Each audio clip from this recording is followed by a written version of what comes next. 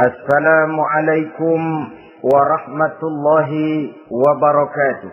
Waalaikumsalam warahmatullahi wabarakatuh. Bismillahirrahmanirrahim.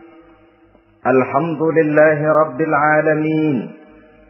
Wassalatu wassalamu ala ashrafil anbiya'i wal mursalin, sayyidina wa maulana Muhammadin wa ala alihi wa ashabihil mujahidin at-tahirin, amma ba'du.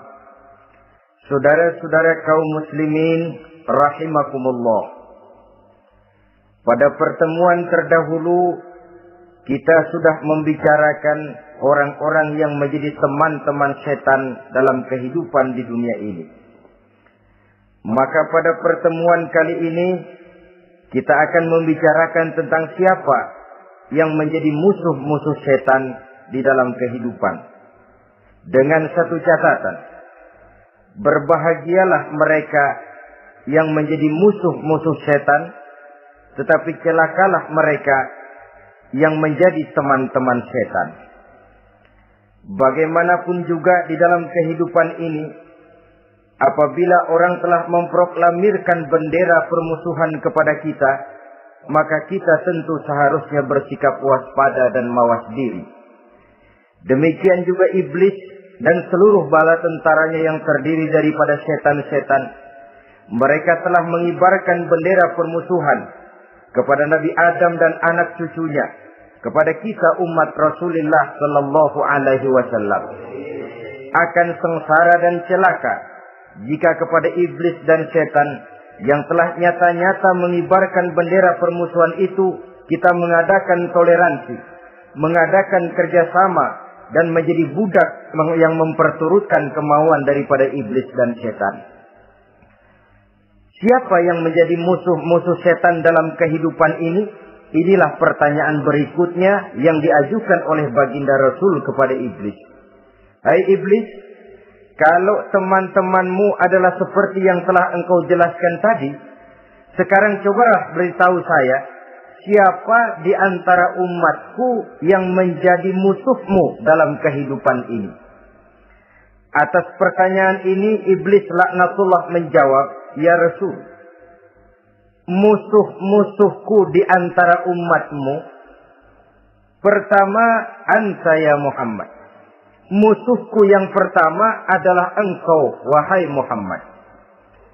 Kenapa iblis mencatat Nabi Muhammad sebagai tokoh nomor 1 dalam deretan musuh-musuhnya? Mudah dipahami. Pertama, keberadaan Rasul merupakan rahmah lil alamin, rahmah bagi lingkungan. Yang kedua, beliau berfungsi menyelamatkan manusia dari tempat yang gelap gulita, dari tempat kesesatan menuju tempat yang terang benderang, penuh berisi petunjuk dan hidayah dari Allah Subhanahu wa taala. Maka menurut iblis, inilah manusia perintang pertama atas segala daya dan usahanya menggelincirkan manusia ke jalan yang dimurkai oleh Allah Subhanahu wa taala. Kalau kita baca sejarah, risalah yang dibawa oleh Nabi Muhammad ini memang merupakan risalah yang membawa rahmah bagi alam sekitarnya. Ada sedikit perbedaan dengan risalah-risalah sebelum beliau. Sepertinya risalah yang dibawa oleh para rasul terdahulu itu mempunyai efek yang langsung pada kehidupan di dunia ini. Nabi Nuh misalnya menyampaikan agama. Hai umatku, ini agama. Umat menentang, turun banjir yang menenggelamkan orang-orang kafir. Azab diturunkan pada waktu itu juga pada saat nabinya masih hidup. Jadi azabnya itu jenis cash, kontan. Nabi Soleh, hai umatku, ini agama. Mereka menolak, turun gempa bumi yang amat hebat menggulung orang-orang kufur. Nabi Musa, hai umatku, ini agama. Mereka menolak. Sebagian ditenggelamkan di Lautan Merah, sementara sebagian lain dikutuk menjadi monyet-monyet yang hina seperti diceritakan dalam Al-Qur'anul Karim. Lain dengan Rasulullah sallallahu alaihi wasallam. Bagaimanapun kurang ajarnya umat yang dihadapi oleh beliau, bagaimanapun menentangnya jamaah yang dihadapi oleh beliau, azab tidak turun sepanjang beliau masih hidup. Ini merupakan jaminan dari Allah, wa ma kana Allahu liyu'adzibahum wa anta fihim. Allah sama sekali tidak akan menurunkan azab selama engkau wahai Muhammad masih hidup di tengah-tengah umatmu. Jadi keberadaan Nabi Muhammad merupakan jaminan keselamatan bagi umatnya. Selama beliau masih hidup, azab tidak turun bagaimanapun kurang ajarnya umat. Di sini sedikit bedanya dengan nabi-nabi terdahulu. Juga perbedaan dalam pola dakwah. Nabi Nuh ketika dakwahnya ditolak oleh umat, keluar doanya meminta umatnya ditenggelamkan. Tetapi Nabi kita ketika dilontari batu oleh umat, malah beliau mendoakan umatnya agar memperoleh hidayah. Oleh sikap yang semacam ini, wajar lalu iblis menganggap Nabi Muhammad sebagai musuh ranking pertama. Yang kedua, siapa musuhmu di antara umatku? Yang kedua kata iblis, musuhku Muhammad imamun adil. Pemimpin yang adil. Itu yang akan menjadi musuhku di dunia ini. Putus asa iblis menghadapi pemimpin yang adil. Tipu dayanya tidak terkena. Segala tingkah polanya tidak diperturutkan. Imam yang adil, pemimpin yang adil merupakan musuh daripada iblis laknatullah alaih. Apa sebabnya? Karena pemimpin yang adil mempunyai dampak dalam kehidupan di dunia ini. Melindungi orang banyak, menenteramkan orang banyak. Makin aman, tentram, tenang situasi dan kondisi, makin mudah orang melaksanakan ibadah. Makin tekun orang melaksanakan ibadah, makin dekat dia dengan Allah. Makin dekat manusia dengan Allah, makin jauh dia dari iblis. Sebab dua hal ini selalu kontradiktif. Jika kita jauh dari Allah, tentu dekat dengan iblis. Jika kita jauh dari iblis, harus dekat tentu dengan Allah. Dan begitu selanjutnya. Dalam kaitannya dengan kehidupan kita sekarang, saudara-saudara, disinilah perlunya mempersiapkan manusia. Membangun manusia itu jauh lebih sulit daripada membangun jembatan. Membangun manusia itu lebih sulit daripada membangun gedung-gedung bertingkat. Termasuk membangun dan mempersiapkan calon-calon pemimpin yang adil di masa yang akan datang. Membangun jembatan penting. Tapi lebih penting daripada membangun jembatan adalah membangun manusia yang bikin jembatan. Sebab kalau manusia yang bikin jembatan tidak dibangun lebih dahulu, saya khawatir jembatannya nanti habis dimakan oleh yang bangun jembatan. Mengaspal jalan raya penting. Lebih penting dari mengaspal jalan raya, membangun manusia yang mengaspal jalan itu. Sebab kalau manusia yang mengaspal jalan bermental rusak dan bejat, saya khawatir jalan belum selesai, aspalnya habis dimakan oleh yang ngaspal. Inilah pentingnya membangun manusia pembangunan.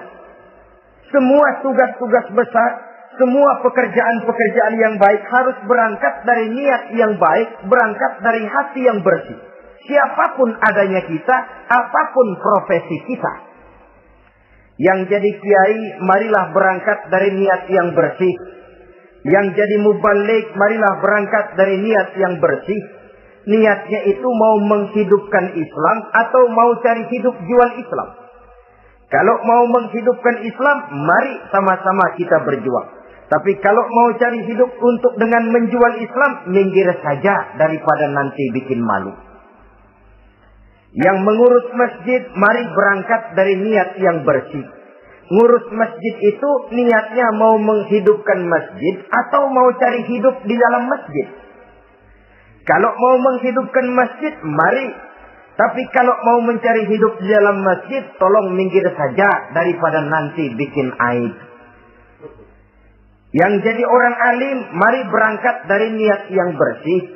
Jangan memperjualbelikan fatwa, yang halal dikatakan haram, yang haram jadi samar-samar, nanti membingungkan umat. Berangkat dari niat yang bersih, membangun manusia, pembangunan. Ini barangkali istilah yang lebih kena. Saudara-saudara kaum muslimin rahimakumullah. Setiap kita pada hakikatnya punya bakat.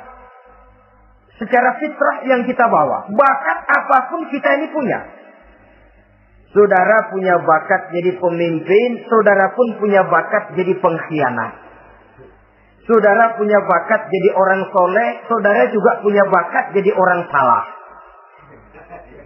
Saudara punya bakat jadi orang besar, saudara pun punya bakat jadi orang hina. Seluruh bakat ada di dalam diri kita. Tinggal nanti pertumbuhannya mana yang lebih subur. Saudara punya sifat berani, saudara pun punya sifat takut. Seberani-beraninya orang mesti ada sifat takutnya. Nanti mana yang tumbuh lebih subur? Kalau takutnya tumbuh lebih subur, dia akan jadi orang penakut. Kalau beraninya yang tumbuh lebih subur, dipupuk oleh lingkungan, pendidikan dan sebagainya, dia akan tumbuh jadi orang pemberani. Oleh karena itu, agama merupakan lingkungan yang subur untuk menumbuhkan benih-benih yang baik yang kita bawa bersamaan dengan lahirnya kita ke alam dunia ini. Setiap kita, saya, saudara, punya bakat jadi pemimpin, punya bakat jadi pengkhianat, punya bakat jadi pengabdi, punya bakat jadi koruptor, punya bakat jadi pemelihara, punya bakat jadi perusak. Tinggal nanti lingkungan, pendidikan yang menumbuhkan mana yang tumbuh lebih subur. Kalau lingkungan saudara, lingkungan maling, maka sifat pengkhianat akan tumbuh lebih subur. Kalau nanti saudara jadi pemimpin, insya Allah korupsi. Lingkungan yang menumbuhkan sifat mengabdi, sifat berbuat tanpa pamrih, kalah. Dikalahkan oleh sifat pengkhianat dan korupsi itu yang dibentuk oleh lingkungan, pendidikan, pengalaman dan sebagainya. Oleh karena itu, secara dini agama menanamkan, menyuburkan fitrah-fitrah yang baik yang kita bawa bersamaan dengan hadirnya kita dalam kehidupan ini. Sebab itu seorang penyair bernama Syauqi mengatakan dalam sebaik syairnya, waladatka ummuka ya ibna Adam bakian wan nasu haulaka yadhakuna surura. Hai manusia, pada saat kamu dilahirkan kamu menangis dan orang lain di sekelilingmu ketawa. Kakek senyum dapat cucu baru, paman gembira dapat keponakan baru, sementara kita yang lahir menangis.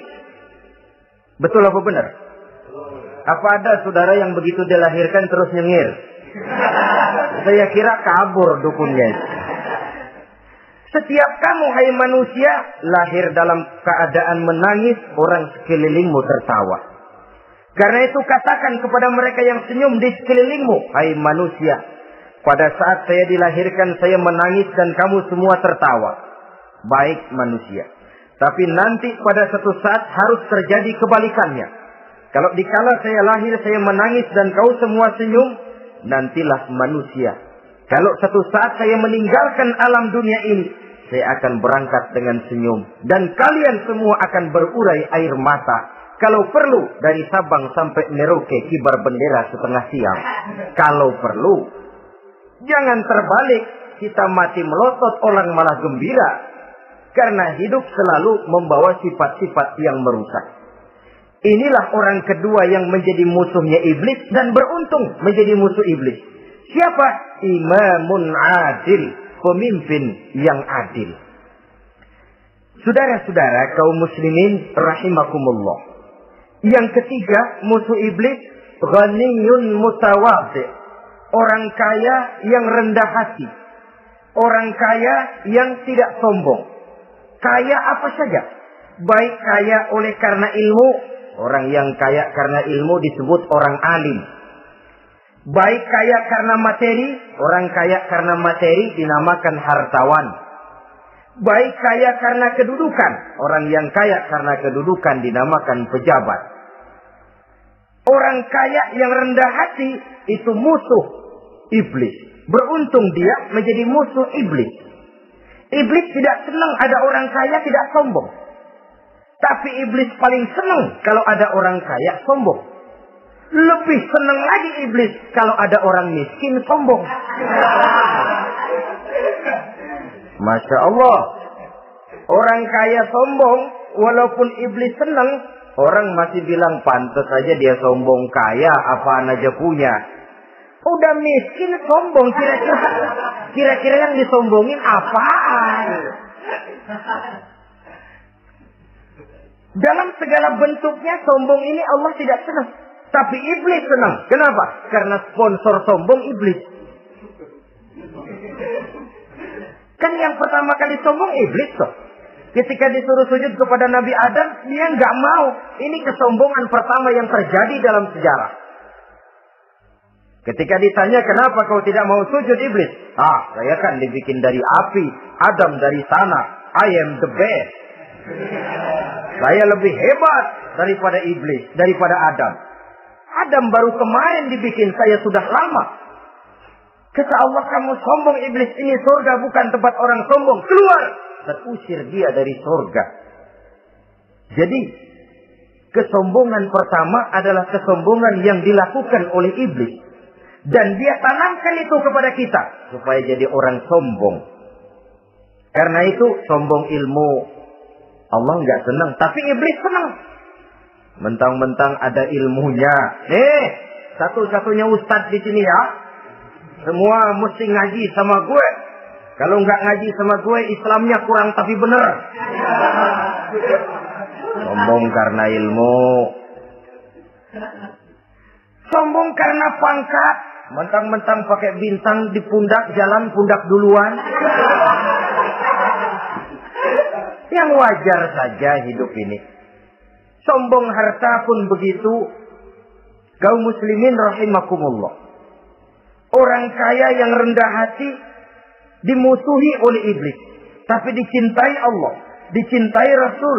Dicintai malaikat. Caranya bagaimana? Kembali kepada satu kesadaran. Bahwa pada saat terlahir ke alam dunia ini. Tidak ada yang pernah kita bawa. Kalau sekarang kita punya rumah, punya kebun, punya kendaraan, punya pabrik, punya segala macam benda. Apa itu? Titipan. Pada suatu saat akan diambil kembali oleh yang menitipnya. Kalau titipan itu pandai kita jaga, pandai kita syukuri, titipan akan makin banyak. Sama juga kita dalam kehidupan. Kalau orang bisa kita percaya, saya mau pergi ke luar negeri, rumah saya titip kepada tetangga. Saya pulang dari luar negeri, isi rumah tetap tidak berkurang, malah dibersihi, malah disapu, dihilangkan kotorannya. Tentu bukan main syukur saya, girang saya. Akan bertambah kepercayaan saya untuk menitipkan apa saja. Ini makna la in syakartum la azidannakum wa la in kafartum inna azabi lasyadid. Kalau kamu pandai bersyukur, aku tambah nikmat. Tapi kalau kamu ingkar, azabku teramat pedih. Artinya apa? Nikmat bisa berubah menjadi azab kalau kita tidak pandai mensyukurinya. Ma'asyiral muslimin rahimakumullah. Orang yang kaya ilmu lalu rendah hati. Tidak selalu ingin menonjolkan diri. Ini kadang-kadang yang tanggung ini yang bikin berabe. Alim bener enggak, geblek bener juga enggak. Yang sedikit-sedikit mau nonjolin diri. Kalau enggak jadi imam enggak mau ke masjid. Enggak jadi imam enggak mau ke musola. Pokoknya kalau enggak jadi imam marahan sama musola. Macam mana? Saudara-saudara kaum muslimin rendah hati. Tidak selalu ingin menonjolkan. Sebab orang yang selalu ingin menonjolkan dirinya, biasanya orang yang kekurangan kepercayaan kepada kemampuan dirinya sendiri. Dia selalu ingin dinomorsatukan. Dia selalu ingin ditempatkan pada ranking teratas. Dia tidak percaya diri. Orang yang percaya diri dapat bersikap wajar dalam kehidupan. Begitu juga kaya karena harta, dengan menyadari bahwa harta bagaimanapun banyaknya titipan dari Allah. Pada suatu saat akan kembali, dia harus dimanfaatkan sesuai dengan kehendak yang menitipnya. Begitu juga kaya oleh karena pangkat, kedudukan dan jabatan. Pada suatu saat jabatan itu akan hilang dari diri kita. Karenanya sering saya jelaskan bahwa pangkat di dunia ini yang paling tinggi pensiun. Titel yang paling akhir almarhum. Saudara setuju atau tidak, titel itu akan saudara dapat. Bagaimanapun kita cinta kepada pangkat, kedudukan, entos pada akhirnya suatu saat akan sampai kepada posisi yang namanya pensiun. Kalau sadarlah kita kepada pemikiran ke arah sana, maka untuk mencapai kekayaan, baik kekayaan harta, kekayaan kedudukan, tidak lalu menghalalkan segala cara untuk mencapai tujuan. Tapi dibatasi oleh norma dan kaedah yang harus dia taati, baik kaedah agama maupun kaedah bernegara. Inilah orang ketiga yang menjadi musuhnya iblis, orang kaya yang rendah hati, orang kaya yang tidak sombong. Yang keempat, saudara-saudara, tajirun shadiq, pedagang, pengusaha yang jujur. Iblis gedek betul,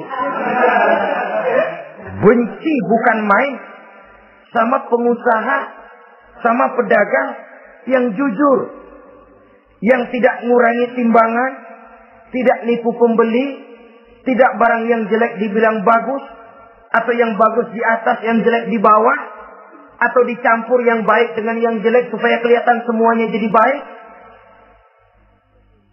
Semua orang ingin untung. Tidak ada kecuali siapapun orangnya. Dan itu wajar.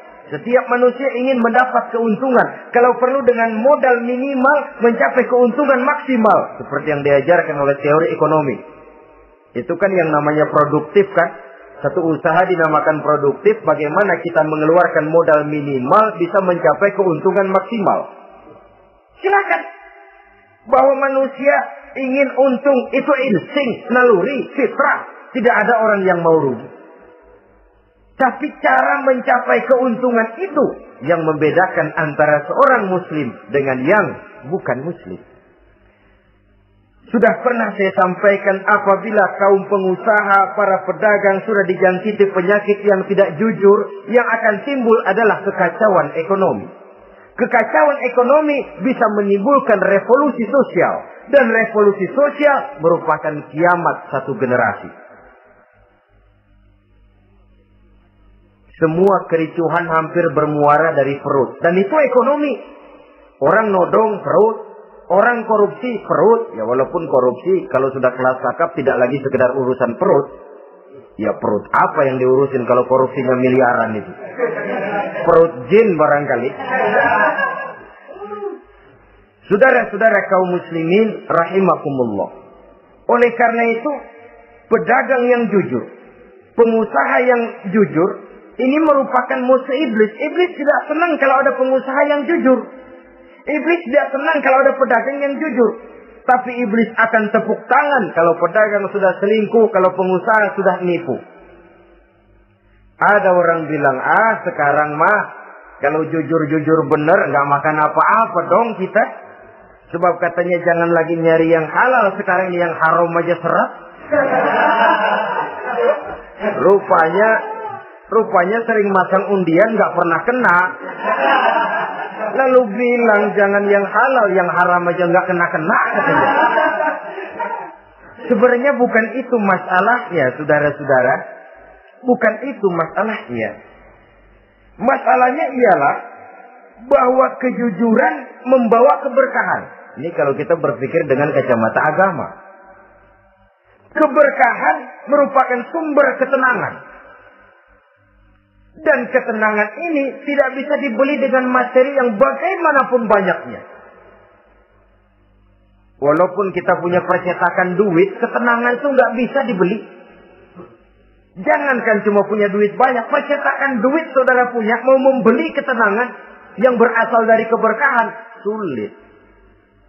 Jadi kejujuran membawa keberkahan, keberkahan membawa ketenangan. Jangan macam dulu tukang sol sepatu. Ditanya oleh temannya, "Bang, ngesol satu hari dapat berapa?" 200 rupiah. Sembayang enggak? Enggak. Islam? Islam, kalau Islam. Kata temannya, "Sembayang dah, kali aja besok dapat rezeki lebih banyak." Yang benar, iya. So, kalau orang sholat itu Allah dekat, nanti rezekinya ditambah. Benar lah, benar. Subuh sembayang dia. Di sembayang sarapan, berangkat ke tempat dia ngesol, mangkal. Dari pagi sampai jam 11 belum ada juga yang ngesol. Mulai bimbang hatinya. Katanya kalau sembahyang rezeki tambah. Tadi sembahyang subuh sampai gini hari belum ada yang ngesol. Cobaan kali, sabar. Datang sholat zuhur. Habis zuhur nunggu lagi, belum juga ada yang datang ngesol. Udah mau pulang hampir maghrib, baru datang seseorang dan ini sendal jepit putus.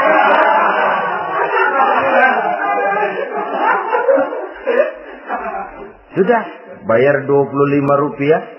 Pulang dia si tukang sol ini, ketemu sama temennya yang nyuruh sholat tadi. Ditanya, "Bagaimana penghasilan ini hari?" Apa dijawab? "Gua kapok deh sembahyang."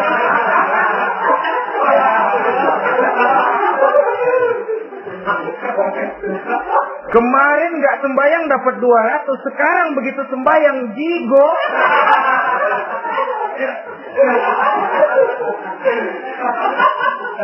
Dia tidak sadar bahwa dengan dari kacamata agama, 25 rupiah yang membawa berkah jauh lebih baik ketimbang 200 uang panas.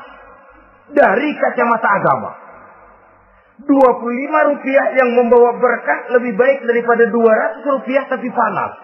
Sebab panas menjauhkan kita dari ketenangan. Itulah sebabnya, maka pedagang yang jujur, pengusaha yang jujur menjadi musuh setan dan beruntung. Sekarang jadi pengusaha jujur-jujur nggak dapat proyek, Pak. Kalau nggak bisa semir semur. Padahal agama sudah menjelaskan ar-rashi wal murtashi finnar. Orang yang nyogok dan orang yang disogok, dua-duanya neraka. Kenapa? Join termasuk ta'awanu 'alal ismi wal 'udwan. Bertolong-tolongan dalam berbuat dosa dan kesalahan. Kalau hadiah, lain hadiah. Kalau sedekah, lain sedekah. Tapi yang namanya semir, suap, ar-rashi wal murtashi finnar. Saudara-saudara kaum muslimin rahimakumullah. Jadi pedagang yang jujur, pengusaha yang jujur merupakan salah satu roda perekonomian. Kegoncangan ekonomi akan menimbulkan dampak sosial yang sangat luas dan kompleks. Yang pada giliran puncaknya, dampak paling negatifnya, dia sanggup menggerakkan terjadinya revolusi sosial. Bukankah sebagian besar gerak hidup manusia dimotivasi oleh keinginan untuk mempertahankan kelangsungan hidup? Dan kelangsungan hidup artinya mulut. Mulut itu artinya perut dan itu artinya makan. Setelah itu mungkin baru pangan, baru sandang. Baru dia berpikir pakaian dan sebagainya. Jadi karena dia merupakan penggerak roda ekonomi, pedagang yang jujur, pengusaha yang jujur mutlak diperlukan dalam kehidupan ini. Sebab sekali lagi, kejujuran akan membawa keberkahan, keberkahan memberikan ketenangan dalam kehidupan. Oleh karenanya kita umat Islam, biarin duit kita banyak, asal berkah. Itu tentu idealnya.